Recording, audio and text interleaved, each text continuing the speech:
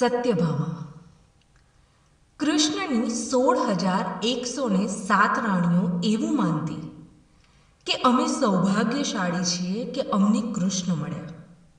પરંતુ એક હતી પટરાણી સત્યભામા, જે એવું સ્પષ્ટપણે માનતી કે કૃષ્ણ સૌભાગ્યશાળી કે હું મળી.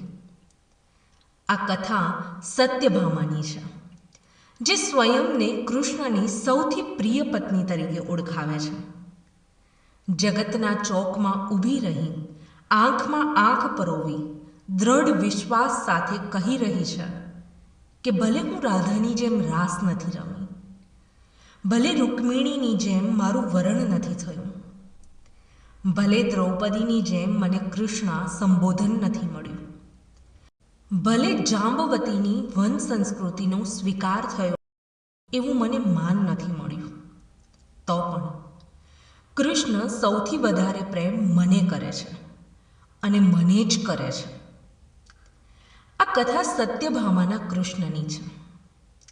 આ કથામાં દ્વારકા છે, ગોકુળ છે, બરસાના છે, મથુરા છે, પાંચાલ છે, તો વિદર્ભ પણ છે. આ સ્થળો સરનામા નહીં, પડાવ છે. કૃષ્ણને પામવાની સત્યભામાની અહીં પોતીકી યાત્રા છે.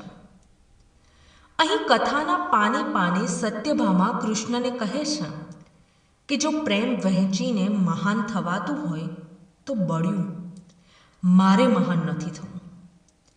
કૃષ્ણ, તમે દરિયાનું તળિયું તો માપી લીધું અને દ્વારકા ઊભી કરી દીધી, પણ નારીના મનનું તળિયું તો તમે માપી નથી શક્યા.